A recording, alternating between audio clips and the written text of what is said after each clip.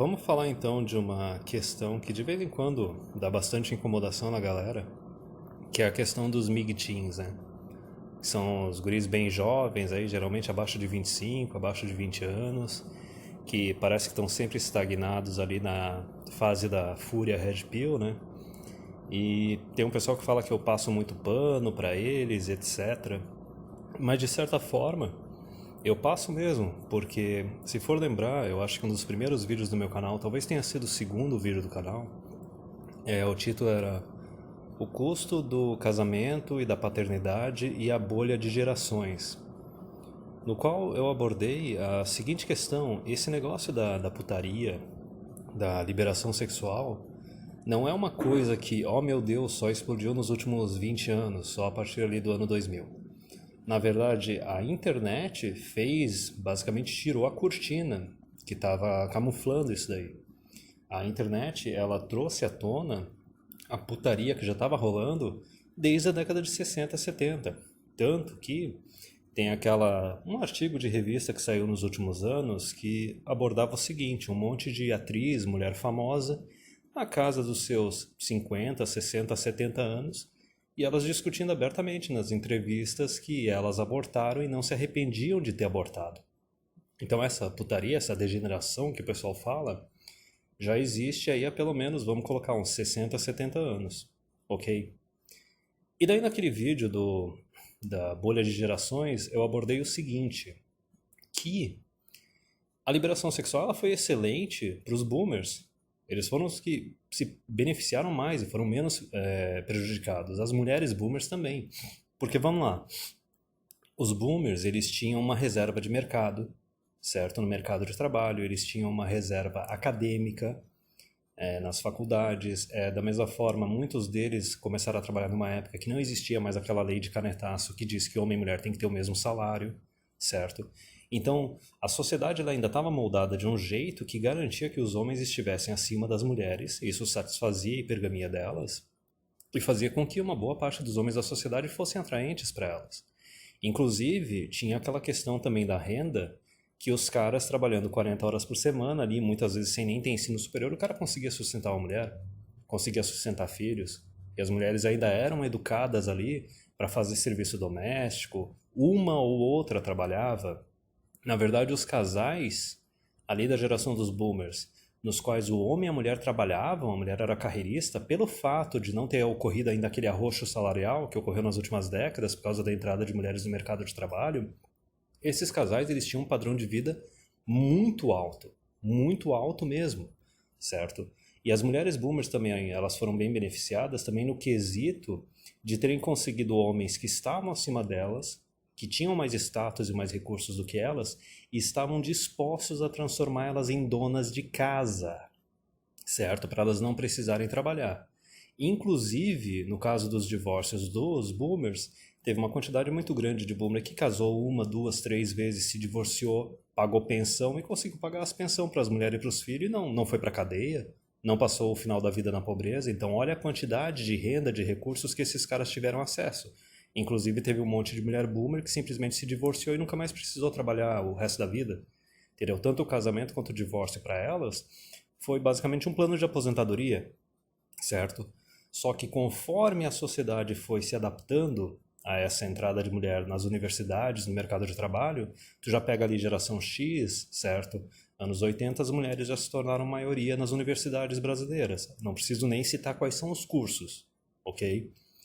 Mas daí os homens também foram se adaptando, certo? Eles foram se adaptando que não, mulherada trabalha, mulherada estuda, a gente como homem nós não temos mais a nossa reserva profissional e reserva acadêmica, então a mulher hoje em dia ela tem que trabalhar mesmo e pronto, certo?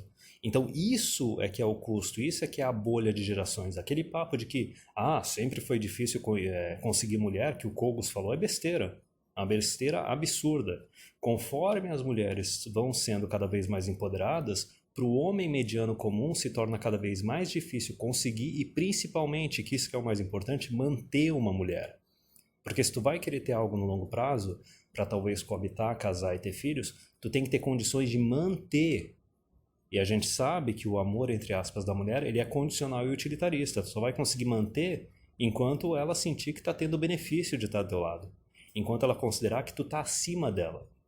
E a gente está vendo a sociedade, o governo jogar cada vez mais e mais recursos públicos em cima das mulheres para empoderar elas e tentar não só igualar as mulheres, mas colocar elas acima dos homens, certo? Então isso foi aquela mudança ali da geração X. Os caras começaram a exigir que a mulher trabalhe também, certo? Isso é o curso de gerações, a da bolha de gerações, ele é passado para as gerações seguintes.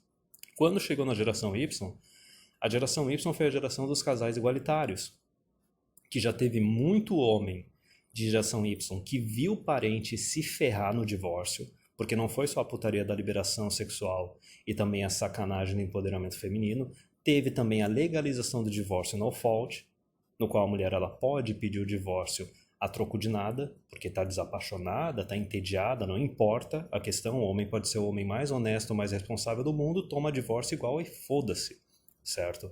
Então na geração Y já teve homens aí que ficaram com o rabo atrás, namoraram, não quiseram saber de casar, não quiseram saber de ter filhos, mas, ou teve alguns outros que tiveram aquele relacionamento igualitário, certo? Uma mulher que também geralmente é de classe média, de classe alta, e daí os dois se juntam, continuam trabalhando, dividem as contas e tal, só que como o cara não está acima da mulher e isso não satisfaz a hipergamia delas, esses casais geralmente eles têm 0 filhos, ou 1 filho só. A mulher só tem 1 filho para ter a experiência de dar à luz, certo? Então com isso a gente já vê aí a redução da taxa de natalidade e a redução da quantidade de casamentos. Agora vamos chegar na geração MGTOW, que seria a geração Z, certo? Tem uma frase do Stardust que eu concordo bastante, que ele diz o seguinte: ele não sabe se ele tivesse nascido nessa geração mais nova atual, se ele também não seria um incel. Porque tem vários fatores aí no meio, por isso que eu passo pano e não fico condenando os guris quando eu vejo eles putos da cara. A realidade que eles viveram, eu tenho consciência que ela é muito pior do que a realidade que eu vivi. Eu, nos meus relacionamentos, eu já vi uma piora, uma mudança drástica nas mulheres que nasceram antes de 1990 e nas que nasceram depois de 1990. A gente já discutiu isso em live. Mulher de geração Y, ela tinha monogamia em série. Ela namorava com um cara, namorava com outro, namorava com um cara, namorava com outro, ia sempre começando e terminando o relacionamento. Nunca ficava sozinha, só que ficava sempre na mão de um homem só, certo? Na geração Z, a gente já tem aí o surgimento de mulheres que de segunda a sexta, todo dia, ela tá com um cara diferente. Tu vai ver numa semana ela deu para 2, 3, 4, 5 caras diferentes. Então note isso, certo? Tu tem uma geração na qual as mulheres elas estão ainda mais tóxicas, a hipergamia delas já está naquele nível que não é nem regra 80-20, já deve estar chegando em regra 90-10, certo? E esses homens eles percebem claramente que não só eles não têm mais aquela reserva profissional, reserva acadêmica que os avós deles tinham, certo? Muitas vezes eles não têm nem pai presente, vamos começar por aí. É tudo filho aí de mulher divorciada ou de mulher emissol, né? Vamos lá, os conservadores estão conservando as coisas muito bem pelo jeito. Mas enfim, eles não só estão vendo que eles não têm reserva profissional e não têm reserva acadêmica, como também eles estão vendo o governo e as empresas privadas jogando mundos e fundos em cima das mulheres para elas terem ações afirmativas e cotas em universidade, no setor público, no setor privado, e inclusive agora com um monte de lei feminista feita para minar o relacionamento, certo? Então, por exemplo, nessa comunidade a gente vai tratar das questões dos homens, e especialmente dessa geração mais nova, porque esse é o custo da bolha de gerações, o custo está sendo jogado em cima deles. Nós, como homens mais velhos, de 30, 40 anos, nós passamos por uns perrengues, só que não algo tão grave. A conta chegou neles com uma quantidade de juros muito maior, certo? E por outro lado, que nem foi discutido lá no artigo da bolha misândrica, também falou lá que o custo dessa sacanagem aí, que principalmente as boomers e as mulheres da geração X, só que também as de geração Y fizeram, tá chegando não só nos homens de geração Z, mas nas gurias de geração Z.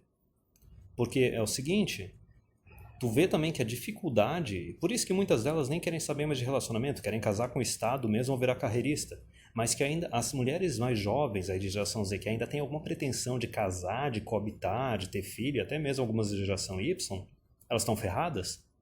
Elas estão ferradas porque, por causa do sisterhood uberalis, da mentalidade coletivista da mulherada, tu vê todo dia um monte de mulher passando comportamento tóxico na internet, na mídia, e a mulherada sempre passando pano. Quer dizer, a imagem coletiva das mulheres está só piorando.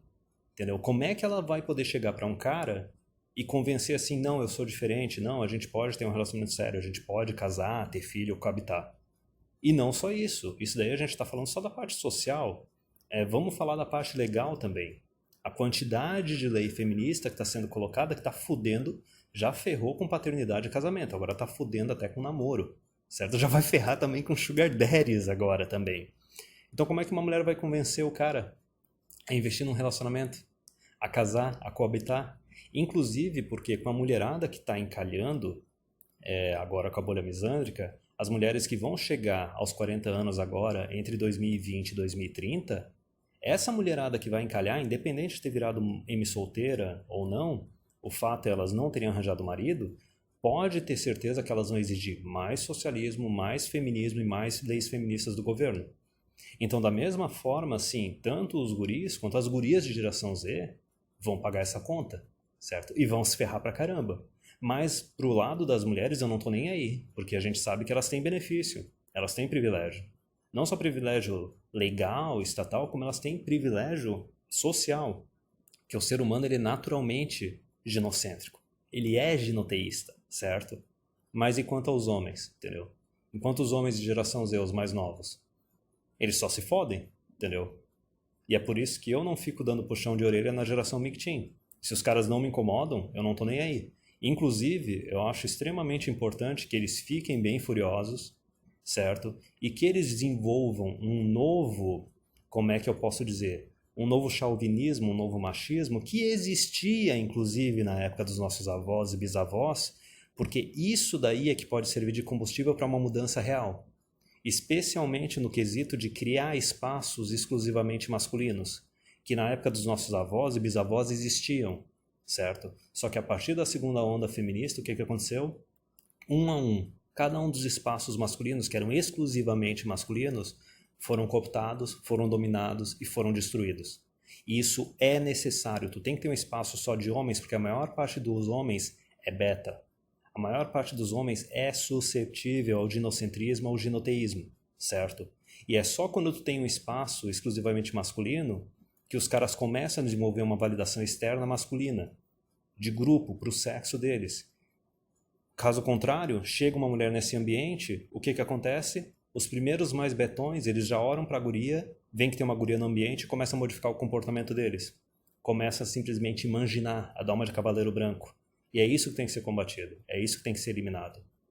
Mesmo porque é uma realização que eu até coloquei no Twitter hoje, foi o seguinte, a gente fala da promiscuidade feminina e da promiscuidade masculina como se fosse a mesma coisa. Não é. Não é porque a mulherada, elas querem atenção. Elas querem atenção e recursos. Os homens, eles querem sexo, certo? Então, dessa forma, a mulher que sai por aí dando para qualquer um, sendo promíscua sexualmente, ela está sendo promíscua. Porque ela está distribuindo o valor dela a troco de nada aos quatro ventos e está reduzindo o valor dela. O valor do homem para a mulher não é o sexo, é a atenção, o utilitarismo, a proteção e a provisão. Então, o homem que está saindo por aí passando a vara no máximo de mulher possível, esse cara não está sendo promíscuo. Porque a dinâmica entre os sexos é diferente, eles são valorizados de forma diferente, eles operam de formas diferentes. As regras são diferentes. O cara que, na verdade, está realmente sendo promíscuo, distribuindo o valor dele aos quatro ventos e reduzindo o valor deles, é o cara que está sendo mangina, está sendo cavaleiro branco com mulheres que não estão se relacionando com ele, certo? Ele está sendo mangina, está sendo cavaleiro branco com uma mulher que nunca vai dar para ele. Uma mulher que não é esposa dele, não é namorada dele. Não tem problema nenhum em um cara betar esse mangina ou cavaleiro branco para a esposa dele ou para a namorada dele. Agora, quando ele vai e faz isso para outras mulheres, isso daí é beta, isso daí que é errado, isso daí é que é verdadeiramente a promiscuidade masculina. Mas por esse vídeo é isso, achei que era importante abordar essa questão dos MGTOWs, porque o pessoal esquece, inclusive porque o vídeo das bolhas de gerações foi o segundo vídeo do meu canal, segundo ou terceiro vídeo do meu canal, já faz quase 1 ano e meio isso aí.